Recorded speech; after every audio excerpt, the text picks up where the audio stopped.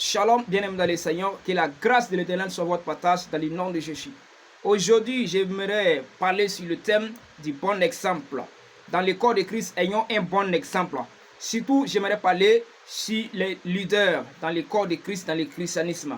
Première des choses, rassurez-vous, rappelez-vous que Jésus a dit, il nous est recommandé de prendre son exemple, de suivre ses traces, parce que Jésus lui-même a pris l'exemple de son Père. Il a imité son Père. Donc, il nous a recommandé de prendre son exemple. Donc, prenons l'exemple du Seigneur. L'apôtre Paul nous a encore dit, prenez mon exemple. Au temps de l'apôtre Paul, il a dit à ses fidèles, à ses disciples, à son temps, prenez mon exemple, car moi j'ai pris l'exemple de Christ. Ça, c'est l'apôtre Paul qui a dit. Maintenant, aujourd'hui, j'ai une question pour ceux qui dirigent les églises, pour ceux qui dirigent les différents groupes dans les églises. Alléluia. Aujourd'hui, ce que nous vivons devant nos fidèles, ce que nous vivons dans notre église, la vie que nous menons en face de nos fidèles, la vie que nous menons dans les églises, est-ce que cette vie-là nous permet de nous lever un jour pour dire à nos fidèles de prendre notre exemple?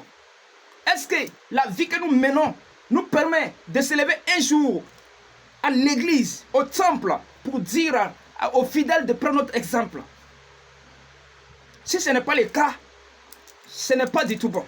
Si ce n'est pas le cas, ce n'est pas une chance. Si ce n'est pas le cas, ce n'est pas du tout bon. Aujourd'hui, je pose la question. Quel pasteur peut se lever les jours du culte au milieu de ses fidèles pour lever sa main, pour dire aux fidèles de prendre lui son exemple? Quel pasteur peut dire ça? Quel pasteur peut dire aux fidèles de prendre son exemple? Ta vie que tu mènes, est-ce que ça te permet de dire à tes disciples de prendre ton exemple? Quel diacre peut se lever aujourd'hui et dire à l'église, prenez mon exemple, car j'ai pris l'exemple de mon pasteur? Qui? Est-ce que vous pouvez dire ça? La vie que vous menez, est-ce que ça vous permet de dire à quelqu'un de prendre votre exemple? Aujourd'hui, dans les églises, si tu es présidente, est-ce que ta vie que tu mènes peut te permettre de te lever pour dire aux femmes de prendre ton exemple? Parce que tu prends l'exemple de ta mère spirituelle ou tu prends l'exemple du Christ. Est-ce que la vie que tu mènes là te permet? Si tu es aujourd'hui dans une église, tu es président de jeunesse, est-ce que la vie que tu mènes te permet de te lever un jour pour dire aux jeunes, à la jeunesse de l'église, à la jeunesse de prendre ton exemple? Est-ce que la vie que tu mènes là te permet? Si ça ne te permet pas, il faut revoir. Nous qui sommes les dirigeants, on doit avoir un bon exemple pour bien diriger les différents groupes, pour bien diriger les gens. On doit avoir un bon exemple pour diriger l'église. Si ce n'est pas le cas, c'est déplorable. Si ce n'est pas le cas, c'est déplorable. Puisque si nous ne donnons pas un bon exemple, d'abord, nous allons détruire l'église. Nous allons poissonner toute l'église.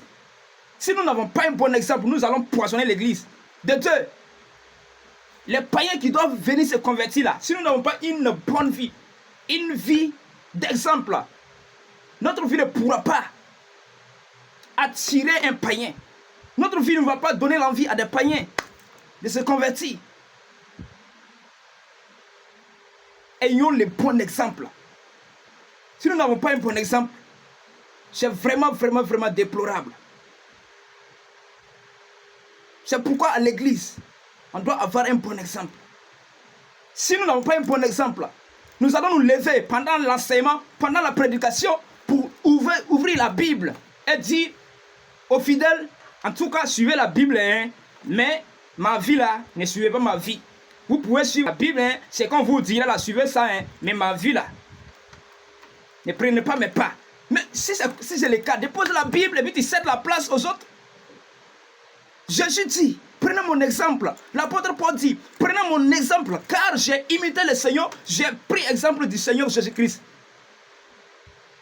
L'apôtre Paul dit, moi, je suis l'exemple du Seigneur.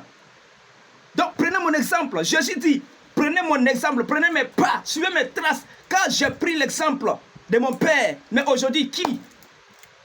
Vous qui dirigez, vous qui êtes les différents dirigeants de l'église, des différents groupes, qui peut s'élever pour dire à son église de prendre ses traces, de prendre son exemple.